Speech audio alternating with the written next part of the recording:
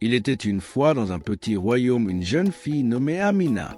Elle était très belle, avec une peau douce et lumineuse, et ses joues étaient toujours roses, non pas à cause du travail, mais parce qu'elle passait ses journées à dormir ou à rêver près de la fenêtre. Amina était la fille unique d'une famille riche.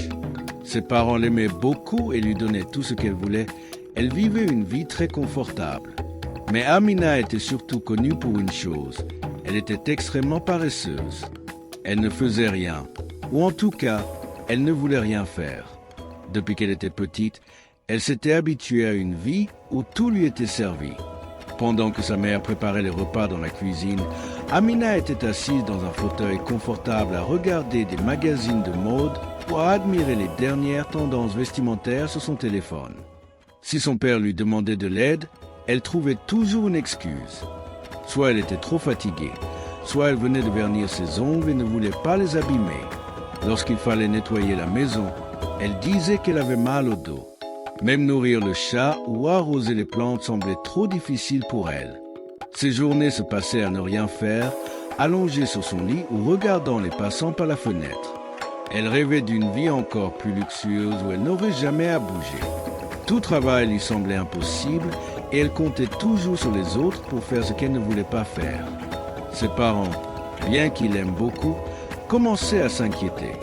Ils espéraient qu'avec le temps, Amina comprendrait l'importance de travailler et d'être indépendante, mais elle ne semblait pas se soucier de son avenir. Elle pensait que ses parents seraient toujours là pour prendre soin d'elle et qu'elle n'aurait jamais besoin de travailler. Mais la vie allait changer pour Amina.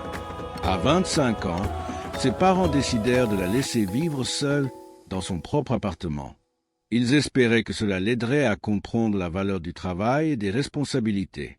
Cependant, comme ils savaient qu'elle ne savait pas s'occuper d'elle-même, ils lui donnèrent une grande somme d'argent pour l'aider à commencer sa vie.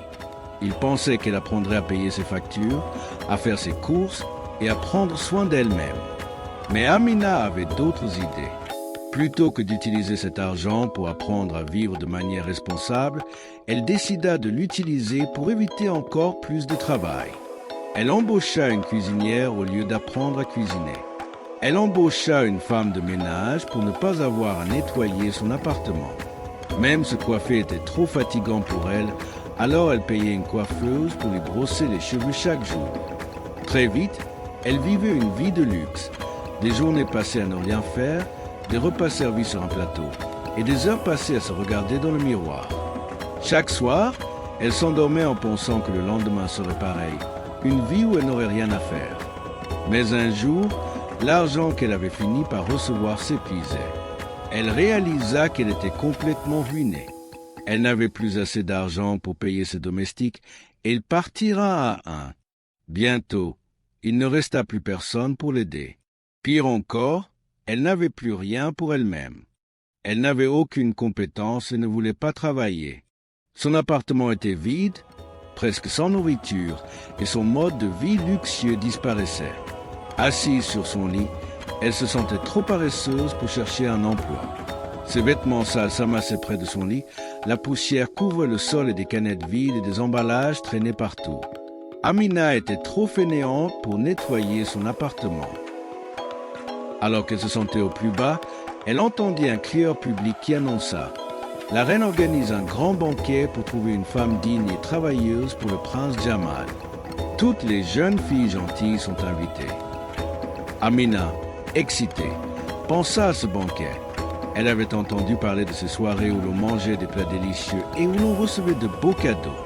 Si elle épousait le prince Jamal, elle n'aurait plus jamais à travailler. Elle se précipita pour trouver une belle robe et des chaussures, mais en voyant ses vieux vêtements, elle comprit qu'elle ne pourrait pas attirer l'attention du prince avec ça. Elle décida alors de chercher un travail pour gagner de l'argent et s'acheter des vêtements. Le lendemain, elle trouva un emploi dans une boulangerie. Le propriétaire, M. Tarek, lui demanda de préparer 10 pains et de les placer sur le comptoir. Amina, épuisée, se mit à pétrir la pâte, mais au bout de quelques minutes, elle était déjà trop fatiguée. « Que vais-je faire maintenant ?» se demanda-t-elle. Elle eut alors une idée. Quand M. Tarek partit, elle cacha des sacs en papier sous un panier, les entourant de pain bien cuit pour faire croire qu'elle avait fait son travail. Quand M. Tarek revint, il pensa qu'elle avait fait les 10 pains. Il lui donna de l'argent pour la récompenser de son travail, sans savoir qu'elle avait trompé tout le monde. Mais après avoir compté l'argent, Amina réalisa que ce n'était pas assez pour acheter la robe et les chaussures qu'elle voulait. Elle décida alors de trouver un autre emploi.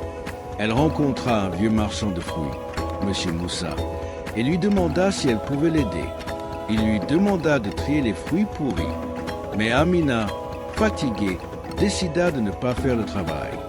Elle posa les bons fruits sur le dessus et cacha les mauvais sous le panier. Quand le marchand revint, il la remercia et lui donna de l'argent. Amina s'éloigna en courant, prête à tromper encore d'autres personnes. Mais le jour du banquet arriva enfin.